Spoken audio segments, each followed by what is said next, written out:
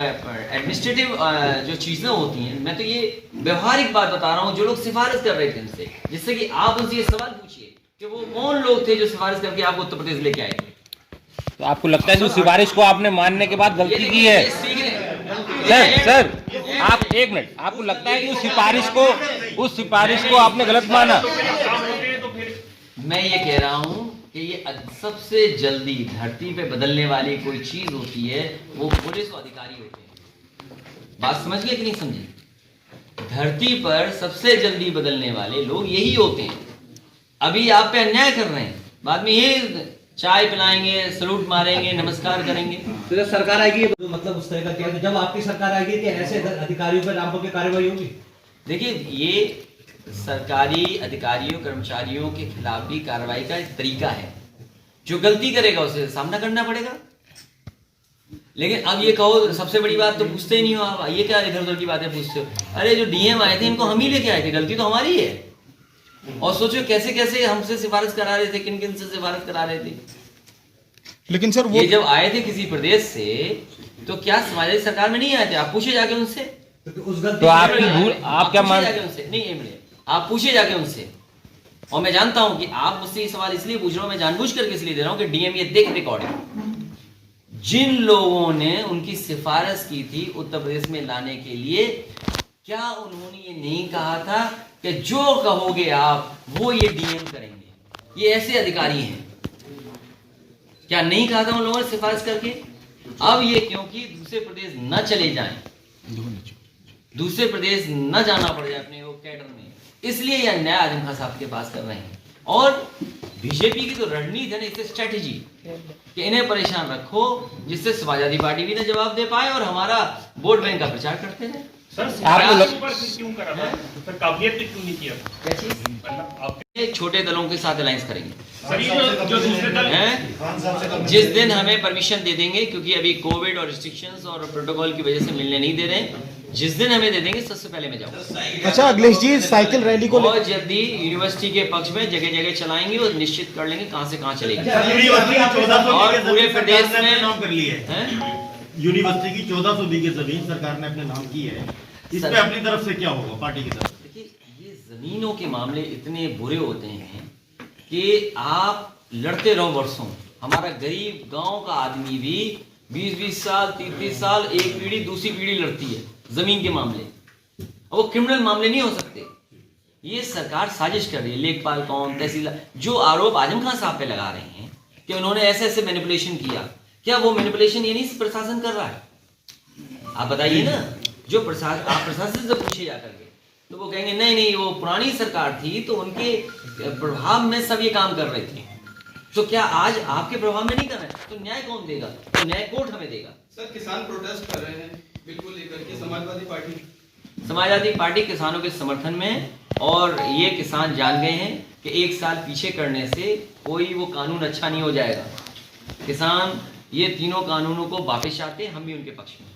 Sir ये जो दूसरी पार्टियां किसी न किसी बहाने से आजम खान के परिवार के संपर्क में आ रही हैं, उसके लिए क्या कहना चाहिए? नहीं देखिए, मैं तो चाहूंगा जो दूसरे दल, तीसरे दल या जो भी संपर्क में आना, उनसे कहो कि बीजेपी कांग्रेस के लोग जो दरखास्त देने जा रहे हैं उन्हें समझाओ।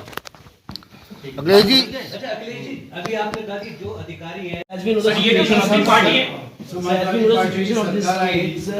आप सबको पता है कि क्या हो रहा है, क्या चल रहा है सर, बट इलेक्शन से पहले एक लहर चलती है। How will you prevent that? देखिए, हमारी समाजवादी पार्टी, ये बहुत महत्वपूर्ण सवाल पूछा है इन्होंने, और सच बात यही है कि हमारे पार्टी के कार्यकर्ता नेताओं को जीत पहले हो जाती है, लेकिन बीजेपी के लोग आखिरी तक लगे रहते हैं। इसलिए हमारा अनुभव हमारे कार्यकर्ताओं के लिए ट्रेनिंग कैंप चला रहे हैं। बीजेपी को जितना वोट डालना था वोट डाल लिया उन्होंने, इससे ज्यादा बीजेपी नहीं डाल सकती। वोट समाजवादी पार्टी का ज्यादा है, हमें अपना पूरा वोट डालना है। हम अगर पूरा वोट डाल लेंगे बीजेपी से ज्यादा, तो जीत समाजवादी पार्टी की होगी। बसपा कांग्रेस से गया कि गवर्नमेंट ऑर्डर जो है उसका वायलेशन किया गया है ऑर्डर के ऊपर। ये सर उसमें the most important allegation they had levelled on the job trust is that कि इन्होंने जो मिनॉरिटी कम्युनिटी के स्टूडेंट्स थे इकोनॉमिकली बैकवर्ड, उनको यहां फ्री एजुकेशन नहीं दी। ठीक है, देखिए ये क्योंकि एक्ट का एक पार्ट है, एक्ट का एक पार्ट है। कि गरीब बच्चों को, क्योंकि वो शर्त के साथ यूनिवर्सिटी को बनाया गया था। क्या ये पेपर वर्क की कमी थी या वाकई में ऐसा था? तो कई बार ये होता है कि फ्री बच्चे पढ़ाते, जैसे हम ही हैं, हम भी फ्री बच्चे पढ़ाते हैं, या हम भी कभी कभी लोगों को बोलते हैं फ्री पढ़ा दो। हमने खुद भेजे यूनिवर्सिटी में बच्चे अपने आके, मैंने खुद कन्नौज के भेजे जो पढ़े, या आसपास के जो आए सिफारिश, लेकिन वो कागजी बात दिखाई नहीं पाए। तो ये तो क्लेरिकल मिस्टेक है। अच्छा, ये जो ऑफिस की जो गलती है उससे आप यूनिवर्सिटी छीन लोगे। भाई ऑफिस में जो रजिस्ट्रेशन था फ्री था, मान लीजिए समाजवादी पार्टी ने लैपटॉप बांटे, क्या यूनिवर्सिटी में नहीं बांटे? तो बहुत सारे काम फ्री हुए हैं। अब हमें नहीं याद है कि किसने दे दिया। क्या मैं ये गारंटी कर सकता हूं कि जिसको लैपटॉप दिया था वो समाजवादी पार्टी को वोट देगा? सर आजम खान साहब ने बड़े बड़े कागज की जो गलती है उसको आप यूनिवर्सिटी को छीन रहे हैं आप। तो ये बीजेपी याद रखे कि जिसके शीशे के घर होते वो पत्थर नहीं फेंका करते दूसरों के घर पे। ऐसा नहीं है कि सब यूनिवर्सिटी उनकी लीगलाइज्ड है, लीगल बनी हुई है, या उनके सब नक्शे पास हैं। यहाँ जितने बैठे हैं पूरा रामपुर निकाल लो, मुरादाबाद निकाल लो, किसी का नक्शा पास नहीं है। किसी का छज्जा बाहर होगा, किसी की प्लिंथ लेवल ऊपर होगी, किसी के नाला कहीं से निकलना होगा। ये क्या बात हुई? अगर बिजली विभाग से पूछो बिजली के खंभे कहाँ लगाते हो तुम? उनके लिए कानून नहीं है क्या? कहां से कहां घुमाते ले जाते हैं खंभे बिजली के। और फिर आप ये बात सोचिए कि मुख्यमंत्री आवास का ही नक्शा नहीं पास है और वो दूसरों के नक्शे पास कराते फिर रहे हैं। तो क्या उसके लिए भी आप इसलिए मैं पढ़ सकता हूँ, ये सब जानते हैं कि आगे आनंद साहब को पॉलिटिकल वजह से जेल भेज रहे हैं। अखिलेश जी कई बार अखिलेश समाजवादी पार्टी उनकी रिहाई के लिए क्या कर रही है? लगातार मैंने कहा कानूनी लड़ाई है, पार्टी की तरफ से जो सहयोग है कानूनी लड़ाई में हम मदद करेंगे और कर रहे हैं मदद, सबकी मदद कर रहे हैं।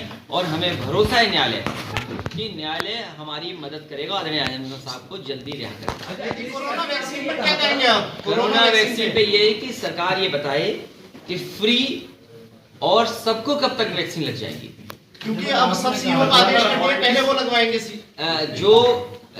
देखिए वो आदेश किसी का हो जाए, किसी की क्या कहानी बनाते हैं। लेकिन आप रामपुर है मान लीजिए, तो आप इससे पूछिए कि रामपुर में गरीबों को कब वैक्सीन दे देंगे, कितनी वैक्सीन आ गई है और उसकी प्रिपरेशन क्या है, फंड्स आए हैं कि नहीं आए हैं, क्या तुम केवल मुकदमे ही लगाते रहोगे, लोगों को भगाते ही रहोगे कि वैक्सीन भी लाओगे और उसका इंतजाम करोगे? आप खुद बताइए रामपुर का जो विकास है वो रुक गया कि नहीं रुक गया? सब रोक दिया। अखिलेश जी आजम खान साहब ने बड़े हैं? पंजीन फातिमा जी से जो मिले हैं आप, अरे भाई ये कोई बात हुई? हम उनके घर बैठे बातचीत हुई, जो मुझे जानकारी लेनी थी या जो बात मुझे बतानी थी वो हमने दोनों ने बात अच्छा कर ली। सर, पर बिट्टू कहाँ है, बिट्टू कहाँ है, ये बिट्टू कहाँ है? एक सवाल है अखिलेश जी, एक सवाल हम है। उस परिवार के साथ हैं। ये परिवार कोई एक दिन में हमारा उनका जुड़ाव नहीं है, किस जमाने से हम लोग एक हैं। सर एक यूनिवर्सिटी सवाल है हैं? सर, क्या कहना कानून व्यवस्था में? तुम सच दिखा दो ना, जेल चले जाओ तो बताना। कानून व्यवस्था पूछ रहे हैं, बताओ। सच दिखाओ ना, जेल चले जाओ। ये है कानून व्यवस्था। और ये तुम जितने खड़े हो, जितने हो सब जानते हो सच। सर एक सवाल जांच चल रही है तो वो जांच तो खत्म नहीं होगी। सर वैसे देर तो आपसे भी हुई है, कई लोग आरोप लगा रहे हैं कि 10 महीने बाद आप रामपुर आए हैं। देखिए सवाल वो नहीं है, हमारे नेता हमारी पार्टी के लोग लगातार आते रहे और जब आजम खान साहब नहीं है, परिवार को जेल में परेशानी में डाला हुआ है, तो आप रामपुर किस परिवार से मिलने आएंगे आप? हालांकि रामपुर जनता पूरी आजम खान साहब के साथ है, लेकिन हमें भी तो मदद करनी है। जगह जगह हम फोन पे बात कर रहे हैं या वैसे जानकारी कर रहे हैं, तो हर चीज का तो खुलासा नहीं करेंगे। अखिलेश जी कल उत्तर प्रदेश के एक जिले में पुलिस वालों ने शराब को लूटा है और कई पुलिस वाले उसमें गिरफ्तार भी हुए हैं। तो इसीलिए मैंने कहा कि वो पुलिस के गिरफ्तार हुए, तो आप बताइए एक आईपीएस ने दूसरे आईपीएस को आरोप लगाया कि करप्शन हुआ है, ट्रांसफर पोस्टिंग पैसे लिए गए हैं, तो उन पे टर्मिनेट कब होंगे वो? अगर ये सरकार एक आईपीएस को टर्मिनेट कर दे, उत्तर प्रदेश का पुलिस का पूरा करप्शन साफ हो जाए। सर आपको लगता है कि उत्तर प्रदेश में करप्शन जो है बढ़ रहा है? बढ़ नहीं रहा, जैसे जैसे सरकार आएगी, इस सरकार का आखिरी वक्त होगा, करप्शन बढ़ेगा, झूठ बढ़ेगा, अन्याय बढ़ेगा। सर इस बारे में आप क्या कहना चाहेंगे? मैं केवल बरेली तक आया था, रामपुर पहुंचा नहीं था, पता नहीं कितने दल कितने शुभचिंतक हो गए। सर ये जो दूसरे दलों के लोग आ रहे हैं, इसमें क्या पॉलिटिक्स है या हमदर्दी है? नहीं देखिए, दूसरे दल के मान लीजिए कोई आ रहा है तो कांग्रेस की आप देखिए कांग्रेस का नाम अगर आप ले रहे हैं तो आप सब जागरूक हैं, सब समझदार हैं। क्या शुरुआती दौर में जब आदरणीय आजम खान साहब को परेशानी में डालने का सिलसिला शुरू हुआ तो क्या कांग्रेस और बीजेपी एक नहीं थी? क्या दोनों नेताओं ने राय मशवरा कर करके जिलाधिकारी के माध्यम से नहीं जानकारी दी? क्या जिलाधिकारी प्रशासन नहीं लगा रहा? सरकार की कोशिश रही कि ऐसे अधिकारी भेजो जिन्हें वो ब्लैकमेल कर सकें। पुलिस कप्तान कौन आया, उसकी किस चीज की जांच चल रही है, सोचिए आप। उसकी नौकरी नहीं बच सकती। अभी सुनने में आया कि बस्ती में 2 करप्ट 3, 4, 5, 6 पुलिस के अधिकारी करप्ट से टर्मिनेट हो रहे हैं। ये वो आईपीएस है जिससे टर्मिनेट होगा समय आने पर। टर्मिनेट होंगे ऐसे अधिकारी। क्यों? क्योंकि आईपीएस ने आईपीएस पे आरोप लगाया है पैसे का। ये पॉलिटिकल पार्टी ने कोई आरोप नहीं लगाया, हमारी जानकारी में कोई आरोप नहीं लगाया किसी पर। सर वैसे उस साथी से निवेदन होगा कि सब पत्रकार साथियों को दे दें। हालांकि आप सब जानते हो उनका कितना बड़ा परिवार बात है। अखिलेश जी, अब प्रोटेक्ट द मुस्लिम लीडरशिप। आप मेरे चारों तरफ देखिए और समाजवादी पार्टी पर, यहाँ के मतदाताओं पे और खासकर जो माइनॉरिटी के हैं, चाहे वो हमारे मुस्लिम भाई हों, चाहे सिख भाई हों, चाहे बौद्ध धर्म को मानने वाले हों, चाहे जैन धर्म वाले हों, उन्हें समाजवादी पार्टी पे भरोसा है। क्योंकि समाजवादी पार्टी ने समय समय पर उनके साथ खड़े होकर के दिखाया। तो हमारा इतिहास बताता है कि हम उनके साथ खड़े रहते हैं, अन्याय नहीं होने देंगे। इसीलिए नेताजी रहे हो, हम हैं या हमारी पार्टी की है, हम संविधान के जो मूल्य हैं उनको बचाने में लगातार लड़ रहे हैं। और एक पे जेल नहीं मुकदमे हुए हैं, न जाने कितनों पे मुकदमे हुए हैं। सर के पक्ष में हम लोग खड़े रहेंगे। सर भारतीय जनता पार्टी के राष्ट्रीय अध्यक्ष जेपी नड्डा जी हैं, उन्होंने ये कहा है कि उनकी पार्टी में परिवार नहीं है, बाकी जो पार्टियां हैं वो बेटा ही नेतृत्व करता है उनकी। देखिए, या उनको जानकारी नहीं है या जानकारी लेना नहीं चाहते हैं। सबसे ज्यादा परिवारवाद अगर कहीं है किसी में तो भारतीय जनता पार्टी में। वो दूसरों पे आरोप जब लगाते हैं, हम ही अगर उंगली एक उठाएं किसी पर तो हमारे पे कितनी उंगलियां उठ रही हैं, सोचो। कहां परिवारवाद नहीं है उनका? किसी के पिताजी दादा क्या है, कौन क्या है, नाम गिना है क्या? वो वीडियो चलता है फेसबुक पे और कई बार सोशल मीडिया पे, उनका कितना लंबा परिवारवाद है। मैं कहूंगा आप मुझे कोई एक ऐसा कांटेक्ट दे दीजिए जिससे मैं मेल करके बता दूं कि उनका कितना बड़ा परिवार है और कितना बड़ा परिवारवाद है पार्टी। और जौहर विश्वविद्यालय को लेकर क्या करने जा रही है? मैंने आपसे बता दिया, रिवाइंड करके फिर सुन लेना उसको। सर लगातार किया और आपको खुद पता होगा, अगर आप पत्रकार हैं तो खुद पता होगा कि आप अगर पत्रकार हैं तो खुद पता होगा। सबसे पहले leader of opposition upper house Ahmad Hasan ji आए थे, उनके साथ 21 MLC MLA आए थे, राम गोविंद चौधरी आए leader of opposition, all leaders आए, हम खुद आए, लगातार लड़ रहे हैं। लेकिन जो कागज की लड़ाई है, जो सरकार कागज गलत बना रही है, लेखपाल उनका, तहसीलदार उनका, SDM उनका, DM उनका, SP उनका, तो जो कागज की लड़ाई है वो तो न्यायालय में पहुंच गई है। हमें पूरा भरोसा न्यायालय पे है। जिस तरीके से उनकी पत्नी आदरणीय आजम खान साहब की वो बाहर आई है, मुझे बहुत जल्दी उम्मीद है कि न्यायालय मदद करेगा। न्यायालय देख रहा है, आप देखिए न्यायालय ने क्या फटकार लगाई है कई बार। क्या न्यायालय ने नहीं कहा कि यहाँ जंगल राज है? कभी किसी सरकार को इतनी फटकारें लगी होंगी? तो जो कागज की लड़ाई है, जो प्रशासन की लड़ाई है, वो दूसरी तरीके से लड़ी जाती है। अखिलेश जी, अब क्योंकि मुख्यमंत्री खुद पढ़े लिखे, पढ़ाना लिखाना नहीं चाहते लोगों को। तो अभी तक सड़कों पर क्यों नहीं आया? लगातार विधानसभा, लोकसभा, विधान परिषद, समाजवादी पार्टी ने आंदोलन प्रदर्शन जगह जगह किया है। अखिलेश जी, अब कैसे हैं आप? मैं प्रेस के लोगों का धन्यवाद देना चाहता हूँ। मैं सभी रामपुर के और आसपास के जितने भी प्रेस के साथी आए हैं, पोर्टल चलाने वाले या किसी भी प्लेटफॉर्म पर न्यूज़ पहुंचाने वाले सभी पत्रकार साथियों का मैं धन्यवाद देना चाहता हूं। इसी जगह पर मुझे कई बार आपसे बातचीत करने का मौका मिला है और कई मौक़ों पर इस यूनिवर्सिटी में जब हम आए हैं तो आदरणीय आजम खान साहब ने समय समय पे अपनी पूरी यूनिवर्सिटी को हमें दिखाने का काम किया। इस यूनिवर्सिटी में बहुत शानदार आयोजन हुए हैं। यहाँ मुझे याद है जब नेताजी का जन्मदिन था और नेताजी हम लोग यहाँ रहे थे इतनी खूबसूरती के साथ, इतने लोगों में उत्साह के साथ, और पूरा जन समर्थन यहाँ जुटा था। पार्टी के लोग तो थे ही थे, लेकिन आम लोग भी, रामपुर के लोगों ने आदरणीय आजम खान साहब के आह्वान पर सबने स्वागत और बधाइयां दी थी नेताजी को। और उस समय भी अगर आपको याद हो, एक बग्गी को लेकर के न जाने कितनी कहानियां बनी थी। और एक बार को तो आदरणीय आजम खान साहब, क्योंकि प्रेस के लोग हैं तो वो सवाल कई बार ऐसे करते हैं कि जिसका जवाब मिल पाना मुश्किल होता है। तो वो जो सवाल पूछा जा रहा था उस पर भी उन्होंने जो जवाब दिया था, वो जवाब ऐसा था, उसके बाद प्रेस के पास भी कोई सवाल नहीं था, वो जवाब ही इतना बड़ा था। तो क्योंकि आदरणीय आजम खान साहब का कहने का तरीका, उनकी बातचीत का तरीका, या उनका किसी के स्वागत का तरीका हमेशा अलग रहा। और उन्होंने इसीलिए बड़े शौक से अपना सपना इस यूनिवर्सिटी को बनाया।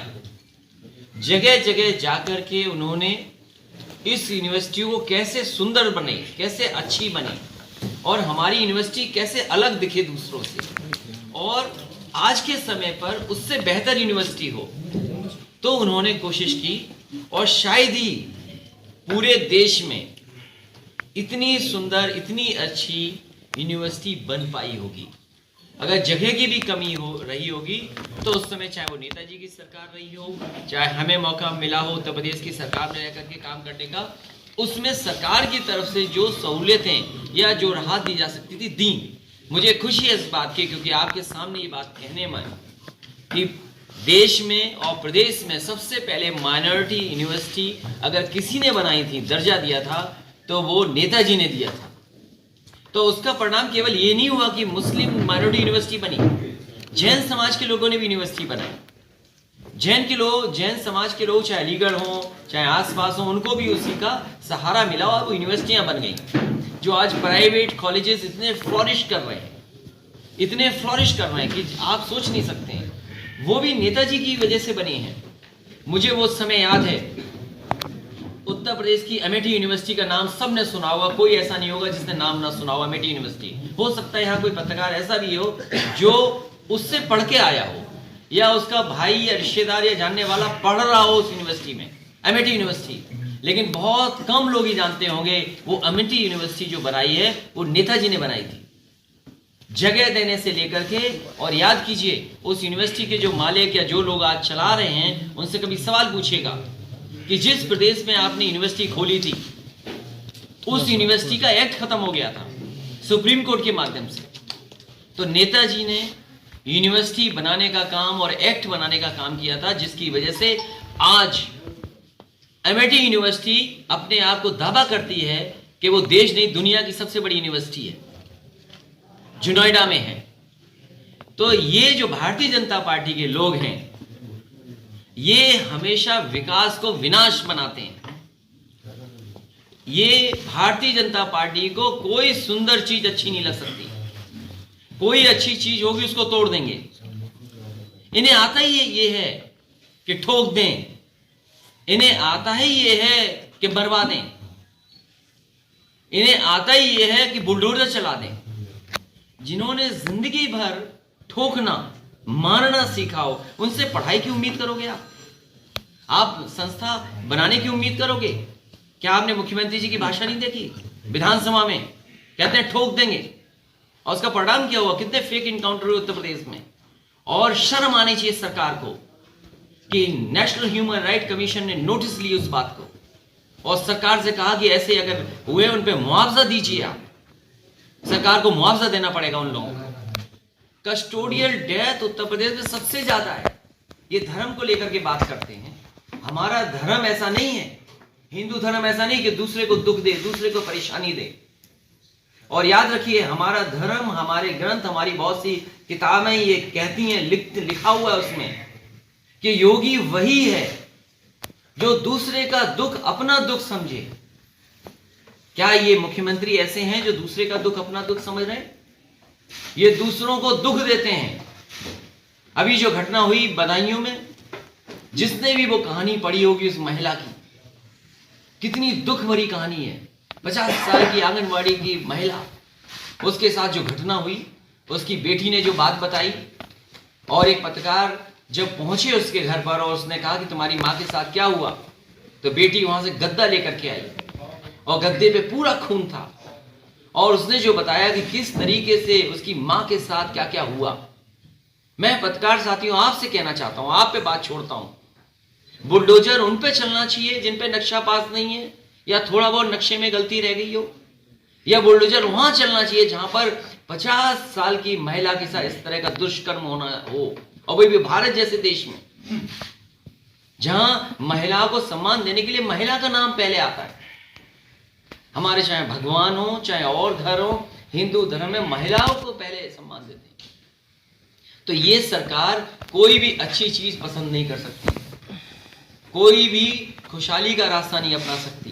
इस सरकार के अंदर नफरत है, ये सरकार नफरत फैलाने वाली है, ये सरकार समाज कैसे बटे उस पे काम करती है, ये सरकार झूठ बोलती है। पहली सरकार होगी जिसने इतना झूठ बोला होगा, और ये आप देखिए, आपसे जागरूक कोई नहीं है। अमेरिका में अभी राष्ट्रपति ने शपथ ली है, और उस समय जो एनालिसिस आई थी वो यही कह रहे थे कि अमेरिका भी, वहां भी झूठ फैलाया जा रहा था, झूठ का प्रोपेगेंडा हो रहा था, सोसाइटी को बांट के प्रचार हो रहा था, डर से राजनीति हो रही थी। क्या यहां नहीं वो हो रहा? यहां भी डर से राजनीति करा रहे, डरा रहे हैं लोगों का, नफरत फैला रहे हैं, झूठ का प्रोपेगेंडा कर रहे हैं। अगर अमेरिका में लोग एक होकर के जो एक होकर के नफरत को हरा सकते हैं, तो भारत में भी और उत्तर प्रदेश में भी जो लोग चाहते हैं कि गंगा जमुनी तहजीब, जो हमारी वर्षों की पुरानी हमारी मिली जुली तहजीब है, उसको बढ़ाने वाले लोग एक होंगे, एक होकर के भारतीय जनता पार्टी को हराएंगे। जहां तक सवाल आदरणीय आजम खान साहब के सवाल है, आप सब जानते हैं झूठे केस हैं। आप पत्रकार साथियों बताओ, अगर दाल में आप हल्दी का पानी बता दोगे तो जेल चले जाओगे, सच बोलोगे तो। दूध में अगर आपने बता दिया कि पानी है, वो पत्रकार जेल चला गया। एक पत्रकार ने केवल एक पोस्ट शेयर कर ली, उसमें जेल चला गया। एक समाजवादी पार्टी का कार्यकर्ता जौनपुर में, इस समय वो टिकटॉक उतना फेमस नहीं जिस समय टिकटॉक फेमस था, टिकटॉक बना ली उसने, पुलिस ने इतना मारा कि उसकी जान चली गई। और अभी गोरखपुर में समाजवादी पार्टी का एक कार्यकर्ता केवल इसलिए जेल भेज दिया गया कि उसने एक शेयर कर ली, किसी ने पोस्ट कुछ बनाया, उसका शेयर कर लिया, इसलिए जेल चला गया। मैं कितनी कहानियां बताऊं ऐसी। ये सरकार जानबूझ करके समाजवादी पार्टी के नेता कार्यकर्ताओं पे झूठे मुकदमे लगा रहे हैं। देश में कहीं किसान आंदोलन में इतने झूठे मुकदमे नहीं लगे होंगे जितने समाजवादी पार्टी के ऊपर झूठे मुकदमे लगे। हम पे भी झूठा मुकदमा लगाया, वो भी वैश्विक महामारी का, कि हम किसान आंदोलन में, किसान यात्रा में जा रहे थे, घर में घेर लिया, बैरिकेडिंग कर ली, 1 2 3 4 5 6 बैरिकेडिंग कर ली, हमारी फ्लीट नहीं आने दी। आप सोचो, हम भी सरकार में नए मुख्यमंत्री, हमारी फ्लीट नहीं आने दी, क्या आपकी फ्लीट नहीं घर जा सकती है? क्योंकि आप किसान आंदोलन में जा रहे हो इसलिए आपको जाने नहीं दिया जाएगा। तो ये जो तरीका लोकतंत्र में है, ये जो सरकार अपना रही है, जनता तैयार है, जिस दिन मौका मिलेगा इस सरकार को हटा देगी। जहां तक इस यूनिवर्सिटी का सवाल है, यूनिवर्सिटी के साथ केवल हम समाजवादी लोग साथ नहीं हैं, हम तो इसलिए भी साथ हैं क्योंकि आदरणीय आजम खान साहब ने अपना सपना पूरा किया, वो हमारी पार्टी के नेता हैं, इसलिए हम उनके साथ हैं। लेकिन आम जनता इसलिए साथ है क्योंकि इससे भविष्य बनने वाला था। अब आदरणीय आजम खान साहब पढ़ने थोड़ी आएंगे, या उनके परिवार के लोग थोड़ी पढ़ने आ रहे हैं, उनकी तो पढ़ाई पूरी हो गई, उन्होंने तो दे दी समाज को। अब तो आने वाली पीढ़ी पढ़ेगी आकर के। अगर उनके सपने तोड़ रही है सरकार, तो मुझे लगता है जनता सड़कों पर आएगी। और हम कह करके जा रहे हैं, बजट के बाद समाजवादी पार्टी ने तय किया है कि यूनिवर्सिटी को बचाने के लिए अगर मैंने साइकिल यात्रा भी चलानी पड़ेगी, हमें खुद भी चलानी पड़ेगी, तो हम भी साइकिल यात्रा निकालेंगे और जगह जगह यात्रा कर करके यूनिवर्सिटी कैसे बचे उसके लिए काम करेंगे। उन्हें अगर पता लग जाए कि सरकार आने वाली है तो बदलना शुरू हो जाएगा। नहीं, ये हमारी पार्टी फेयर काम करेगी। सर, आगामी चुनावों में क्या समाजवादी पार्टी की नीति में कहीं ना कहीं ईवीएम देखिए ये हम पे छोड़िए, हमें क्या करना है, इतना कुछ बोल दिया सब, पहले ये छापो, कल सवाल